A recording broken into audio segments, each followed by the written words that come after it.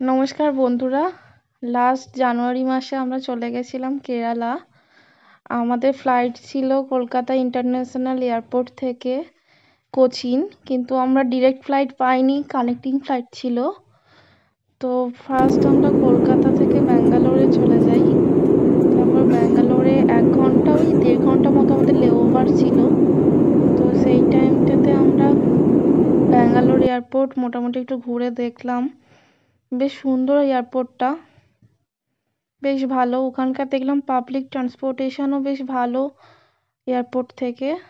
তারপর এয়ারপোর্টে কিছু খাওয়া দাওয়া করে নিই। এয়ারপোর্টের ভেতরের দোকানগুলোতে তো এতই দাম ছিল, আমরা একটু বাইরে বেরিয়ে একটু খাওয়া দাওয়া করে নিয়েছিলাম। তারপর আমাদের ওখান থেকে ফ্লাইট ছিল কোচিনের উদ্দেশ্যে। তো আর্লি মর্নিং ফ্লাইট থাকার জন্যে আমরা ফ্লাইট থেকে যে সানরাইজটা দেখেছি ওটার ভিউ দারুণ ছিল।